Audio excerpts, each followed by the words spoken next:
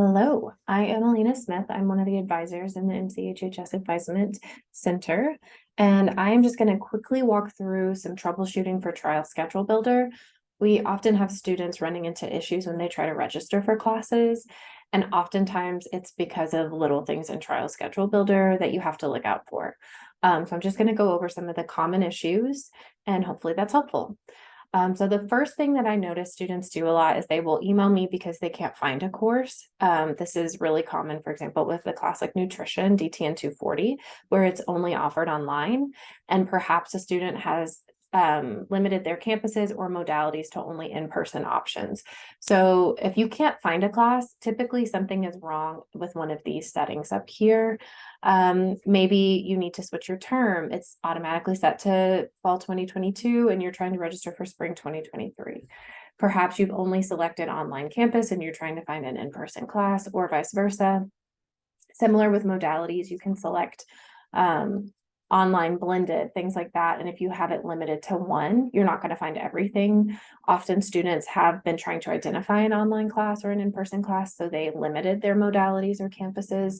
And then that became a problem later when they went back in and they didn't update their settings. So now they can't find classes that their advisor is telling them are available. So that's one issue. The next thing that I see happen often is students are trying to register for sections that are honor sections and they are not an honor student. So right here, I have several classes listed that I'm going to try to generate a schedule with. You'll notice that Psych 200 has this label, has honors. None of the other classes do. So I know they don't have honor sections, but I definitely need to go check Psych 200. And I can see that this is the honor section, so I've unselected it. Remember, anytime you make changes, you have to hit save and close. So if you are not an honor student and you see that some of the classes you've selected have these honor sections, go in and take them off, because Trial Schedule Builder will let you generate schedules with them. And then when you go to register, it'll give you error messages and you have to pick a different section. The next thing that I see happen quite often is students are trying to register for sections that are reserved, and departments will reserve entire sections sometimes, or sometimes they only reserve certain seats. So maybe 10 to 15 seats of a 40 seat section. So it's a little bit annoying. There's not a great way to check for this in Trial Schedule Builder, but I think it's worth the work on the front end, particularly for classes where we know things tend to be reserved sometimes. This is often an online section. So if a class is offering multiple online sections, particularly if it's a very popular course, a general education course or something like that, oftentimes one of those online sections will be reserved. And then one department that does this a lot is psychology. So I always encourage students, particularly with Psych 200, Psych 121, go in and check to see if they've reserved seats, because they have a major that's completely online. So they save seats for those students. So I'm going to go into Psych 200. I'm going to look at this other remaining section and you can see that it's reserved. So this is pretty late in that registration window. All the other sections you can see are full. So I wouldn't be able to get into them. And now I know, because I'm not an honor student and because these seats are reserved, I can't get into this class. So I'm going to have to go pick a different class, different statistics course or something to build a schedule. So I need to take that off. I need to just go take this class out, honestly. Okay. So the other thing that I would say we see a lot is students accidentally registering for block classes. Every semester I get a few panicked emails because students are saying they're not seeing a class that they're registered for in Blackboard. It's because they accidentally signed up for a second block class, so they are not going to see it until 8 weeks into the semester.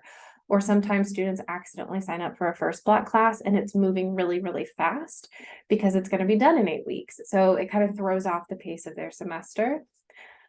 There are some classes that are only offered as block classes, and that's okay. They're designed to be that way, but I often recommend students avoid block classes if they can, because it helps to have everything be that full 16 weeks. So the easiest way to typically identify these is just to look out for them when you're generating your schedules. So I have 11 options here. When I go in, I'm looking through my options to see what is available. Oh, you know what? I think I took the block section off. Let me go back. So I'm going to select this.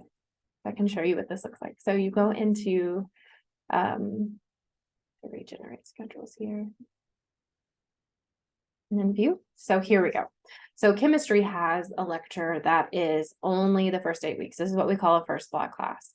So I do recommend that you go back like I just did, unselect an option like that so that you're taking a full term section. Especially with classes like chemistry, classes you anticipate finding challenging. It helps to have that extra time to work on it, take your time, pace yourself throughout a class. So now I've removed that block section. I'm not going to get any schedules with it. I can just make sure I'm looking out for other classes too that might have that as I'm going through these different options. So those are some of the big issues that we often see.